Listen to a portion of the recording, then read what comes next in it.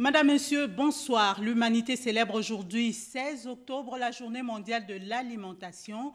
L'édition 2020 placée sous le thème Cultiver, nourrir, préserver ensemble est particulièrement marquée par la crise sanitaire dont l'impact se fait sentir sur la capacité de nourrir sainement la population mondiale, mais aussi sur la production alimentaire. En RDC, des efforts sont conjugués pour combattre l'insécurité alimentaire et selon la FAO, près de 21 millions de personnes souffrent ou meurent de faim. Voilà, Madame, Monsieur, bienvenue aux 20h.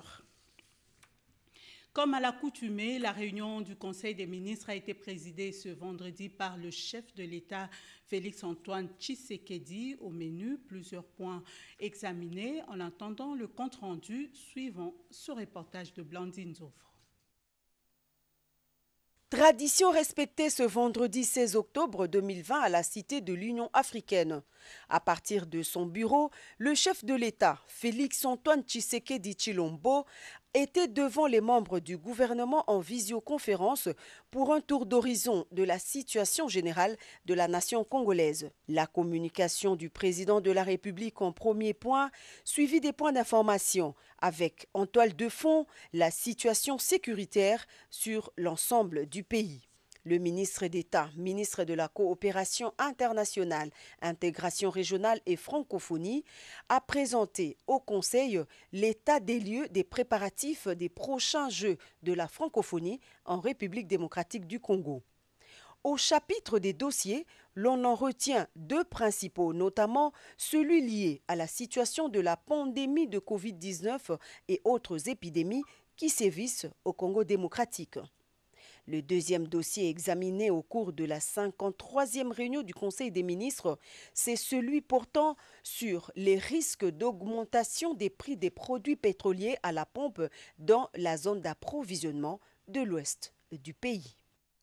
Parlons infrastructure, mission de contrôle et de suivi de financement d'entretien routier en province. La délégation du FONER, conduite par le DG ad intérim Georgine Selemani, est à l'étape de la Lomami et parmi les ouvrages financés figurent des digues pour la stabilisation des ravins dans cette province. D'autres détails avec Eurydice Kitoutou. C'est pour se rendre compte de l'utilisation à bon usage des fonds alloués aux travaux d'entretien routier que le directeur général intérimaire du FONER, Georgine Selemani, a initié cette mission de contrôle et de suivi dans la province de Lomami. Le gouverneur de province salue l'initiative. La province de Lomami a bénéficié d'un financement FONER dans le cadre de son programme d'entretien routier 2020. Il a été retenu l'axe dénommé Kabinda Kandé, une avenue qui était devenue presque un sentier. Il y a eu un décaissement de FONER de la totalité du devis présenté par l'OVD. C'est que nous remercions d'abord le chef de l'État, qui est le garant du bon fonctionnement des institutions. FONER, nous les remercions aussi, nous remercions Madame, pour nous disponibiliser la totalité du devis. L'entretien des caniveaux, des chambres des collecteurs et des visites sont là quelques grands travaux réalisés à la grande satisfaction de la population et du FONER. Nous apprécions les pas franchis et demandons que ces travaux se poursuivent ici à Kabinda, dans la province de la Lomami. Un plaidoyer pour l'entretien de certains artères et axes a été formulé au directeur général intérimaire du FONER. Georgine Selemani a promis de réagir positivement dans un bref délai. Retour à Kinshasa, le contrôle parlementaire, outil efficace pour la bonne gouvernance, c'est le thème du séminaire ouvert aujourd'hui par la présidente de l'Assemblée nationale, Janine Mabunda. Les participants à ce séminaire sont des députés nationaux, membres du réseau des parlementaires africains RDC sur la lutte contre la corruption. C'est un reportage de Sylvie Moembo et Bernard Bodo.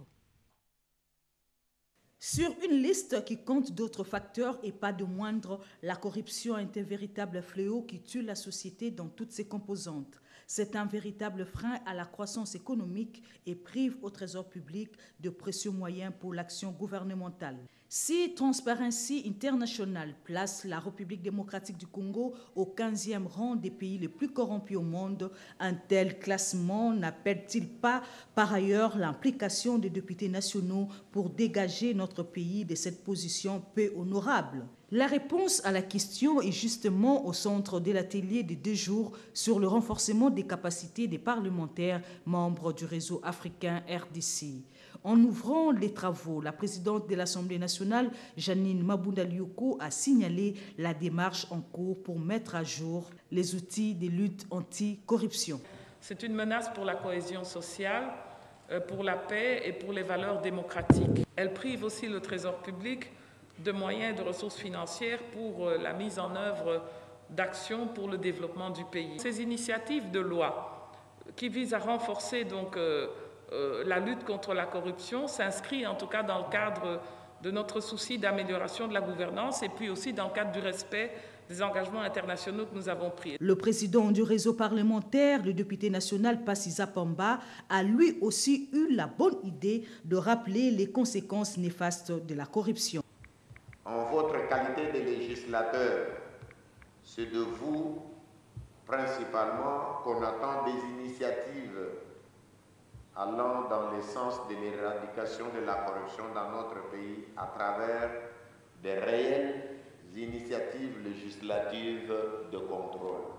Dénoncer la corruption dans nos rangs et partout ailleurs. Il faut espérer qu'à la fin de ces travaux, que la République démocratique du Congo, à travers son Parlement, va renforcer son arsenal juridique sur le plan de la lutte contre la corruption. Pas de frais de fonctionnement, ou encore la rétrocession pour la province du Congo central, des préoccupations soumises au vice-premier ministre, ministre du Budget, par le président de l'Assemblée provinciale du Congo central. Les experts du ministère du Budget s'y pencheront très bientôt, a rassuré le vice-premier ministre, ministre du Budget, nous dit Cédric Kenina. Dès le départ, la nouvelle équipe du bureau de l'Assemblée provinciale du Congo central fait preuve d'un esprit managérial hors du commun. L'équipe Jean-Claude Wemba a échangé avec les vice-premiers ministres, ministre du Budget Jean-Baudieu Mayemwambeke sur la prise en charge des élus provinciaux dont la loi des finances 2021, dont le nombre, il faut le dire, a été revu à la hausse. Les patrons du budget étant informés, cette question sera examinée en profondeur une fois que le bureau de l'Assemblée provinciale du Congo central aurait saisi officiellement les cabinets de la vice-primature du budget à travers une correspondance. Comme vous le savez, l'Assemblée provinciale du Congo central dans la dernière législature était à 29 députés. Or, à cette l'aune, nous sommes à 41 députés. Donc, en ce qui concerne la rétrocession de la République, venez pour une 29. Et surtout que nous n'avons pas fait introduire le budget de la province en 2019. C'est pour cela que nous sommes venus pour expliquer au vice-premier ministre qu'il est grand temps pour que nous puissions redevenir à 41 en ce qui concerne l'État. Bon, nous lui avons déjà envoyé une correspondance pour lui expliquer le détail de tout cela. Un autre point examiné au cours de ces échanges, c'est celui de la fin des travaux de la construction du stade Lumumba à Matadi. L'eau, l'assainissement, l'hygiène, la santé sont des besoins sociaux de base, donc des secteurs vitaux qui nécessitent une bonne planification au niveau national. La validation de la fiche Pays Sanitation and Water for All est intervenue au cours de l'atelier et relatif comme recommandé par les réunions des ministres des Finances d'Afrique. C'est un reportage de Lisette Mujinga-Mutombo. Cet atelier avait pour but le préparatif des réunions des ministres des Finances RMF de la région Afrique en vue de renforcer les dialogues et l'action au pays. Le processus préparatoire et les activités de suivi sont importants pour renforcer les financements destinés à l'eau, l'assainissement et l'hygiène. Et c'est pour planifier les actions afin d'atteindre les objectifs à long terme. Le SOA favorise ainsi un dialogue politique continu de haut niveau. Un tel dialogue revêt une importance toute particulière à l'heure actuelle puisque le gouvernement recherche les solutions pour garantir l'approvisionnement en eau, l'accès à l'assainissement et à l'hygiène pour tous, y compris afin de renforcer leurs économies, de préserver leur système de santé et de protéger leur population contre la COVID-19 et les futures pandémies et crises sanitaires. Le processus préparatoire du RMEF vise 4 objectifs, à savoir démontrer et mettre en valeur les potentiels économiques et les avantages offerts par les secteurs de l'eau, de l'assainissement et de l'hygiène, étendre et consolider les partenariats qui poussent les ministres responsables des finances, de l'assainissement, l'eau, l'hygiène et de la santé à collaborer pour mener à bien les réformes nécessaires. Ce processus préparatoire comprendra la rédaction d'un bref aperçu de la situation dans les pays qui renforcera la valeur de RMEF pour favoriser et consolider les partenariats avec les ministres des Finances. Parlons justice avec la rentrée judiciaire qui est intervenue hier, jeudi 15 octobre. À cette occasion, le premier président de la Cour de cassation est resté très incisif contre les immunités de poursuite et de privilèges des juridictions. On l'écoute.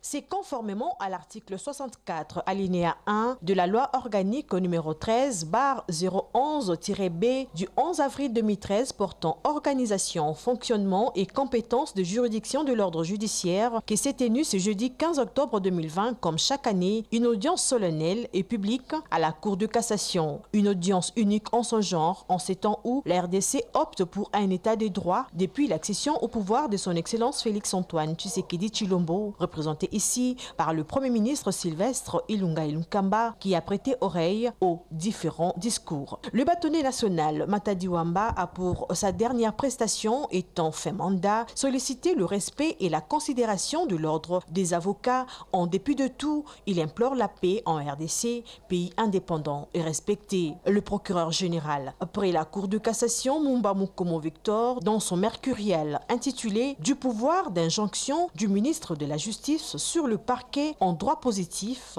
congolais ». Le premier président de la Cour de cassation, Mukendi Moussanga David Christophe, a prononcé un discours poignant qui met en exergue une justice qui se veut relevée en rapport avec un réel état des droits. Les Congolais ont besoin d'une justice de qualité. Ainsi, nous proposons des légers ferenda, ce qui suit. Le membre du Parlement, Assemblée nationale et Sénat, et ceux des assemblées provinciales ne bénéficieraient désormais des immunités de poursuite que pour les infractions commises à l'occasion des opinions ou votes émis dans l'exercice de leurs fonctions. Le membre du gouvernement, autre que le Premier ministre, les gouverneurs et vice-gouverneurs de province, ainsi que les ministres provinciaux ne seront plus bénéficiaires des immunités de poursuite pour les actes accomplis dans ou en dehors de l'exercice de leurs fonctions. Tous les hauts magistrats et magistrats en partant de la Cour de cassation, du Conseil supérieur de la magistrature, du Conseil d'État, de la Cour constitutionnelle, des premiers présidents des cours d'appel et les procureurs généraux près ces cours ont pour immortaliser cet événement, clôturer la cérémonie avec une photo de famille prise avec le Premier ministre Sylvestre Ilunga Ilunkamba. Je le disais en début du journal, l'humanité célèbre ce 16 octobre la journée mondiale de l'alimentation, occasion pour le ministre de l'Agriculture de faire cette adresse à la population congolaise. La RDC est classifiée parmi les Nations Unies comme le deuxième plus grand pays où la faim est la plus élevée après le Yémen, avec 13,1 millions de personnes vivant dans une insécurité alimentaire aiguë. L'analyse des tendances de la nutrition des dernières années a également montré que la sous-alimentation des enfants est un problème de la santé publique important et persistant en RDC. Selon les statistiques récentes, quelques 5,8 millions de personnes en RDC avaient besoin d'une aide nutritionnelle en 2019. Cela inclut près de 5 millions d'enfants souffrant de malnutrition aiguë. 800 000 autres femmes et filles enceintes et allaitantes souffrent également de malnutrition aiguë. Au niveau national, les taux de croissance dépassent 50% dans les Kasaï, les Nord Kivu et le Sud Kivu, les Sankuru et les Tanganyika. Pendant des décennies, le monde a pu se féliciter des progrès accomplis dans la lutte contre la faim. Toutefois, aujourd'hui, selon un rapport récent de la FAO, le nombre de personnes sous-alimentées est réparti à la hausse. La célébration de cette journée appelle à la solidarité nationale et internationale afin d'aider les populations les plus vulnérables à se relever et à rendre le système alimentaire plus résilient. Il est donc urgent et impérieux de nous assurer que nos systèmes alimentaires permettent de cultiver une diversité d'aliments afin de nourrir une population croissante et préserver la planète ensemble. Et en marge de cette journée, qui coïncide d'ailleurs avec la création de la FAO, cette organisation des Nations Unies promet un soutien au gouvernement congolais dans la lutte contre la faim. Cultiver, nourrir, préserver, ensemble pour l'avenir. Thème retenu pour l'année 2020. Plusieurs discours ont été dits au cours d'une conférence organisée en marge de cette journée de l'alimentation. C'était au Jardin botanique de Kinshasa. Le représentant de l'Organisation des Nations Unies pour l'alimentation et l'agriculture, Aristide Onion, dans son exposé, a promis un soutien indéfectible à la République démocratique du Congo. C'est pour lui permettre de répondre efficacement aux questions relatives au manque d'alimentation. Grâce à son expertise technique, la FAO s'engage à accompagner le gouvernement congolais à s'investir dans des politiques et des programmes de protection sociale qui garantissent une sécurité et des revenus décents aux petits exploitants agricoles et aux ouvriers des filières alimentaires et adopter des mesures destinées à éviter les désordres qui perturbent l'économie. La sécurité alimentaire et la nutrition peuvent avancer à grands pas lorsque le pays, les institutions et les citoyens se donnent la main. L'engagement du gouvernement congolais et le dynamisme de la population, ainsi que la détermination d'accompagnement de la FAO, constituent un atout majeur pour l'atteinte de cet objectif. À l'issue de cette conférence, le ministre de la Pêche et l'Élevage, ici représenté, a remis un lot important des outils de travail aux associations engagées à la lutte contre la faim. Il convient de rappeler que la célébration de cette journée coïncide avec le 75e anniversaire de la création de l'Organisation des Nations Unies pour l'alimentation et l'agriculture. Tout à fait autre chose, encourager l'entrepreneuriat féminin contribue à la lutte contre la pauvreté. La ministre d'État, ministre du Genre, Enfants et Familles, Béatrice Loméa, a échangé à ce sujet avec la plateforme de l'entrepreneuriat féminin. C'était un reportage de Yvette Mankoutima, rendu par Cédric Keninambo. Elle sollicite un accompagnement du ministère du Genre, Enfants et Familles. La plateforme de l'entrepreneuriat féminin, à contrepartie, apporte ce qu'elle a de meilleur dans le domaine de l'entrepreneuriat des femmes. La ministre était contente, elle était ravie de voir que finalement, nous étions là pour apporter non seulement notre contribution au travail de la nation, en amenant ce que la femme produit, en amenant ce que la femme veut faire, mais aussi parce que nous sommes venus vers elle. Elle avec qui nous aurons à travailler, accompagner le programme du chef de l'État dans son pilier 11 sur le développement économique et social. Autre plateforme à être reçue autour de la table, c'est celle de femmes d'exception qui s'est réunie pratiquement tous les 3 mois autour du chef de l'État pour examiner les questions liées aux femmes et à leur autonomisation. La plateforme, elle est complémentaire, mais nous, on est là en appui. La conseillère spéciale est là en appui, les femmes d'exception sont là en appui, la société civile est là en appui, dans les provinces, on est aussi là en appui. Et c'est là, entre femmes et aussi avec les hommes genrés, on peut faire avancer la condition genre. La patronne du genre adhère à la démarche et promet son implication dans l'atteinte des objectifs assignés. En santé, le ministre Eteni Longondo poursuit sa mission de travail dans le Grand Équateur. Sur place, il a réuni à Mbandaka toutes les équipes de riposte contre Ebola et contre Covid-19. C'est un reportage rendu par Lucie Lavichisenda. Quelques heures avant de prendre son vol pour Kinshasa ce vendredi 16 octobre 2020, le ministre de la Santé a eu un échange avec la coordination provinciale de riposte contre la maladie à virus Ebola et la Covid-19 de Mbandaka dans leur quartier général. Eteni Longondo a appelé les personnels de la coordination provinciale à travailler avec conscience et dévouement car la santé des Congolais passe avant toute chose. Le ministre de la Santé les a invités à bannir les mauvaises pratiques qui consistent entre autres à insérer les fictifs sur la liste de paie. Donc je suis venu pour évaluer la lutte et la lutte a une évaluation positive et j'étais venu aussi pour essayer d'arranger ces problèmes de gestion de ressources humaines. C'est ainsi que le nombre est passé de 4000 à 2000 et au fur et à mesure que nous sommes en train d'avancer, nous allons continuer à baisser le nombre. Vous savez, l'État n'a pas assez de moyens pour prendre en charge de fictifs qui se retrouvent souvent dans la liste et les enquêtes continuent.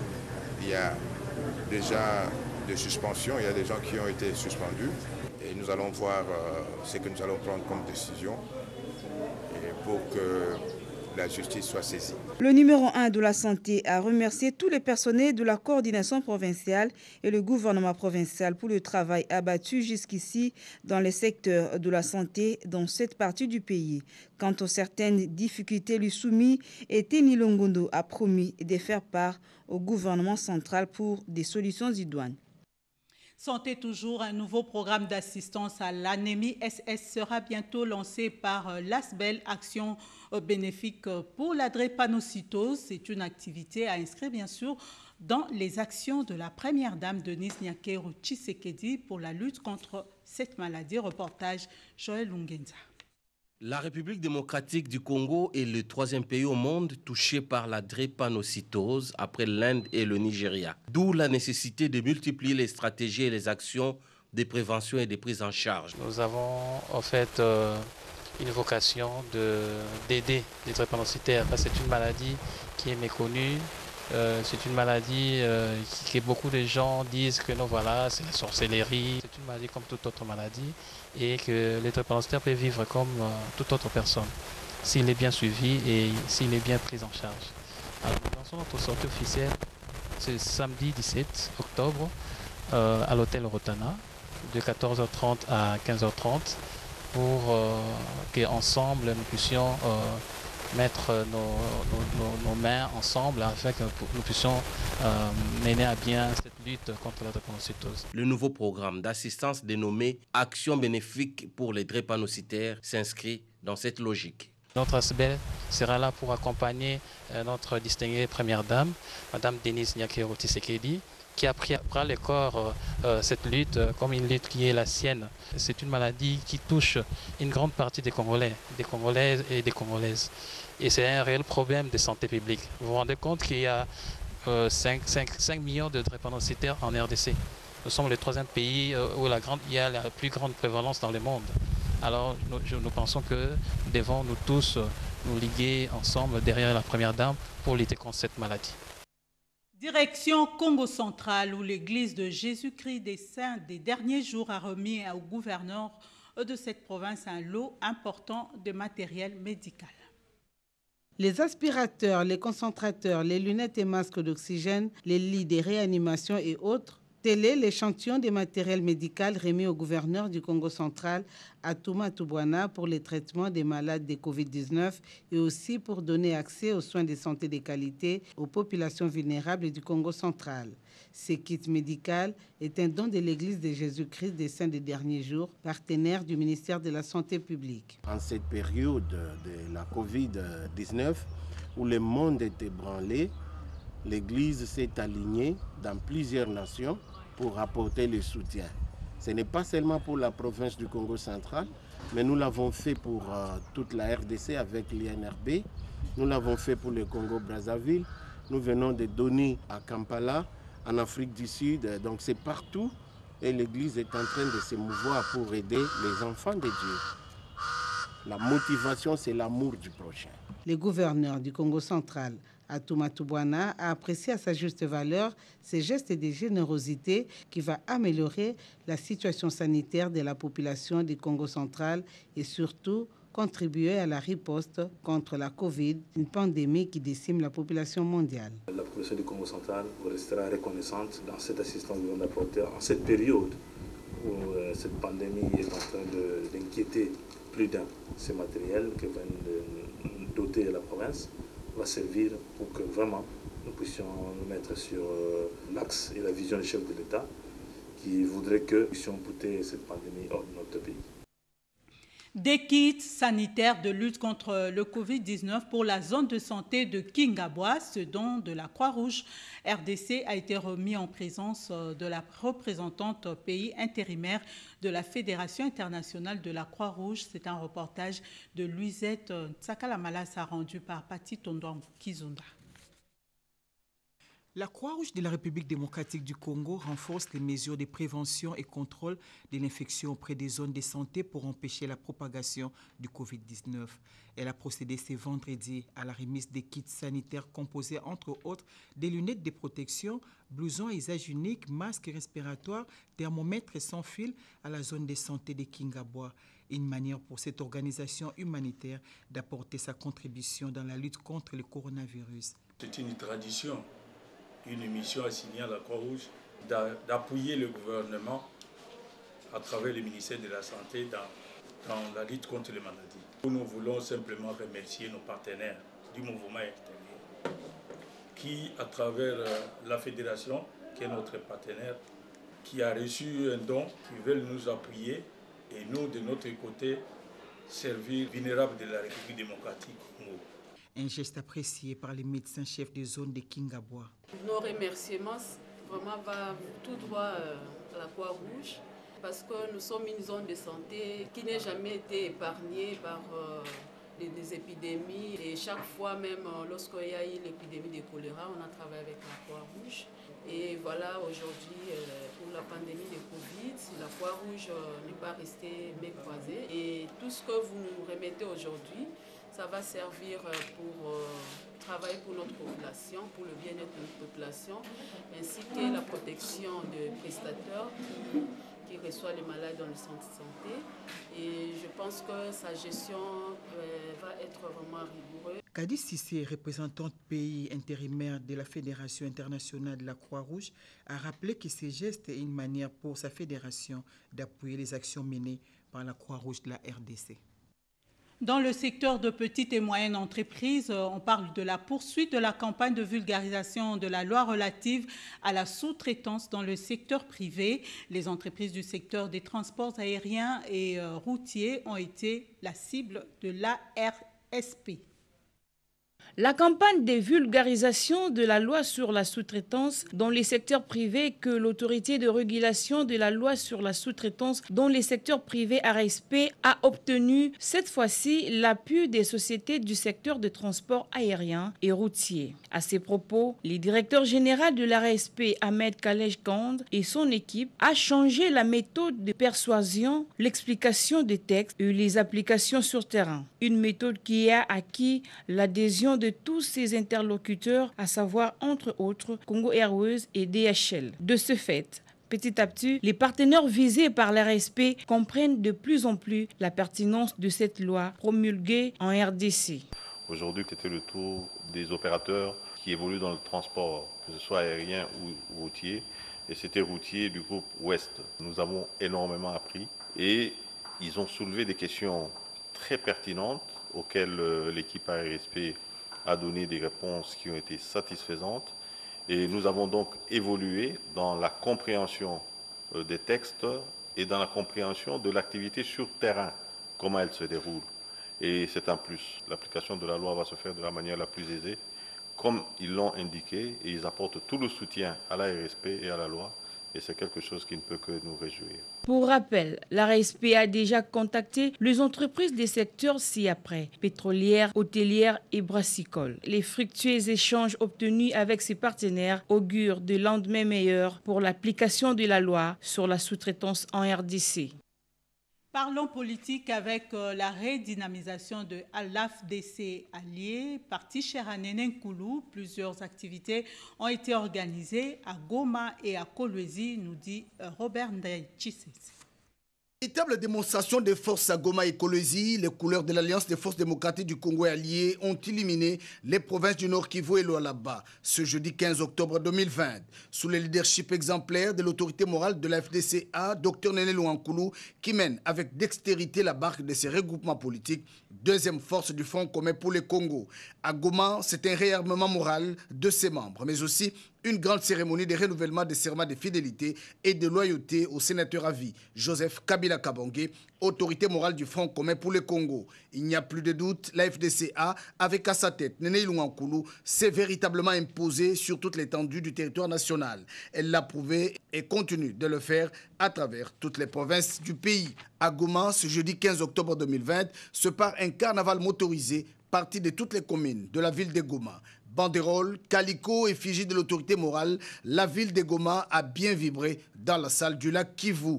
Au Nord Kivu, le regroupement politique restera uni. Présent à cette matinée politique, Steve Mbikai, président du Parti travailliste, Magui Rwakabuba, député national, Patrick Mounyonyo, député national, Eric Birindoa et la camarade Doucé. Nous, militants et cadres de partis politiques, membres de l'Alliance des forces démocratiques du Congo et alliés, AFDCA en sigle, de la province du Nord Kivu, nous réaffirmons notre fidélité et loyauté à son Excellence, Monsieur Joseph Kabila Kabange, autorité morale du FCC, notre famille politique. À Kolwezi, dans la province du Lualaba, les membres ont fait vibrer toute la ville. Sous la conduite de Michel Yav Chose, les cadres et militants, dans une atmosphère électrique, ont eux aussi renouvelé leur serment de fidélité, loyauté au sénateur à vie, Joseph Kabila Kabange, autorité morale du Front commun pour le Congo. Lualaba dit oui et plusieurs membres ont adhéré à ces regroupements politiques. Une salle pleine à craquer, tous sans condition, ont réitéré leur soutien à l'autorité morale de la FDCA, Dr Néné Louankoulou. Une semaine bien riche en événements pour les regroupements politiques FDCA qui a fait une démonstration prouvant son ancrage dans l'agora politique congolais. L'opinion retiendra que la FDCA, avec Néné Louankoulou, détiennent toujours les rênes d'une grande machine politique. À Ouvira, c'est un message clair que les membres de la FDCA lancent à l'opinion nationale et internationale. Une grande matinée politique pour renouveler leur serment de fidélité et loyauté au sénateur à vie, Joseph Kabila Kabange. La FDCA, membre du Front commun pour le Congo Nord Kivu, réitère donc son soutien à l'autorité morale du FCC. C'est par une motion de soutien lue sur place à Goma en présence des membres de la coordination de cette plateforme qui l'ont exprimé. Commentaire Edith Chala. Le regroupement politique FDC et alliés Nord Kivu a organisé une marche de soutien au Front commun pour le Congo et à son autorité morale, le sénateur à vie Joseph Kabila Kabange, jeudi 15 octobre à Goma, dans la province du Nord Kivu. La marche est partie de la place dite de la MONUSCO pour chuter à la grande salle de l'hôtel Lac Kivu, où une motion de soutien à l'autorité morale du Front commun pour le Congo a été lue pour témoigner fidélité et loyauté à Joseph Kabila Kabange. Nous réaffirmons notre fidélité et loyauté à son Excellence, Monsieur Joseph Kabila Kabange, autorité morale du FCC, notre famille politique. Il y a lieu de signaler la présence remarquable dans la salle du ministre Steve Mbikai, en sa qualité de membre de la coordination de FDCAA, de l'honorable Magui Rwakabuba, membre de la conférence de présidents du Front commun pour le Congo et députés tant nationaux que provinciaux de ce regroupement. Ils ont par ailleurs pris l'engagement de se ranger en ordre de bataille pour rafler les sièges à tous les niveaux lors des échéances électorales de 2023. Il faut rappeler qu'au Nord Kivu, seuls 3 partis politiques sont membres de l'AFDCA. Il s'agit de l'AFDC, du Parti travailliste de Steve Mbikai et de l'UDCN de Magui Rwakabuba. Tout à fait autre chose, le professeur Émile Ngoïka Songo est le nouveau doyen de la faculté de l'économie et de gestion à l'université de Kinshasa. La cérémonie de remise et reprise a eu lieu le jeudi 15 octobre. La faculté de l'économie et de gestion de l'université de Kinshasa sera désormais dirigée par le professeur Émile Ngoïka Songo. Une élévation intervenue après les élections organisées au mois de septembre dernier. Après la lecture du PV de remise et reprise, le secrétaire académique a fait savoir que le professeur Émile Ngoïka Songo a été nommé par décision rectorale pour un mandat de 3 ans. Le doyen sortant, le professeur Kamiatako, a balayé quelques exploits réalisés au cours de son mandat et a légué un agenda chargé à son successeur pour achever le travail que lui a commencé. Pour sa part, le professeur Émile Ngoïka Songo a salué la bravoure du doyen sortant et balise la voie de son mandat. Le nouveau doyen, le prof Émile Ngoïka Songo, a procédé à la présentation des membres de son équipe. La vision première que nous avons, c'est de faire en sorte que la faculté redevienne ce centre de l'excellence sur les débats économiques qui concerne l'avenir de notre pays, mais aussi la marche du monde. Notre pays a besoin d'une norme de bien-être. Et cette norme de bien-être doit être façonnée, élaborée, conçue, exécutée par les économistes. Eh bien, c'est ici les centres où nous pensons faire partir ce rayonnement. La grande communauté de la colline inspirée retiendra que cet ancien ministre de l'ESU du gouvernement 1+4 fut le tout premier doyen de la faculté de l'économie de l'université de Kindu dans la province du Maniema. L'analyste Noël Tchané était l'invité de l'émission Perspective économique animée par notre confrère Médard Mbouyal. Il analyse le processus de liquidation de la BIAC, une situation qui risque d'entamer la confiance des clients. Une émission à suivre à 21h sur la RTNC, dont voici un extrait. La BIAC était une grande banque dans notre pays. C'était la 3e grande banque en termes du total des bilans, mais également du volume des crédits octroyés à l'économie. Dans d'autres pays, les autorités monétaires et politiques n'auraient jamais accepté qu'on laisse une grande banque de cette magnitude-là tomber en faillite et qu'on arrive même à la liquider. Les enjeux que je vois ici, c'est le fait que nous avons privé notre pays d'un instrument puissant de financement de l'économie. La disparition de la BIAC laisse un trou important dans le secteur financier. Et si on ne prend pas garde, ça pourrait même entamer la crédibilité du public congolais dans le secteur bancaire. Pourquoi? Parce qu'il y a beaucoup de personnes qui ont des comptes bancaires à la BIAC. Et si ces personnes ne sont pas remboursées de leurs dépôts, ça va entamer la crédibilité du public congolais, non seulement dans la BIAC qui disparaît, mais également dans d'autres banques, étant donné que les gens qui ont été mordus ne vont plus jamais faire confiance au secteur bancaire pour être à mesure d'aller y garder donc leur argent encore comme ça se passait avant. Donc, c'est un rendez-vous pris pour 21h. Avant de boucler ce journal, découvrons ce communiqué. La représentante personnelle du chef de l'État à la francophonie porte à la connaissance du public que l'Organisation internationale de la francophonie a lancé 2 appels à candidature. Il s'agit de candidatures au poste de directeur de la programmation et de l'évaluation ainsi que de gestionnaire ressources humaines, base de données. Ces appels à candidature sont ouverts jusqu'au 1er novembre 2020. Les personnes intéressées peuvent consulter pour de plus amples informations le site web de la francophonie www.francophonie.org en cliquant sur la rubrique recrutement. C'est par ce communiqué que nous bouclons ce journal de partout où vous nous suivez. Merci de votre attention. Madame, Monsieur, l'actualité continue sur la nationale. Retrouvez Lopez Kakouba à 22h pour une nouvelle édition d'information. Passez une excellente soirée et bon début de week-end à toutes et à tous. Au revoir.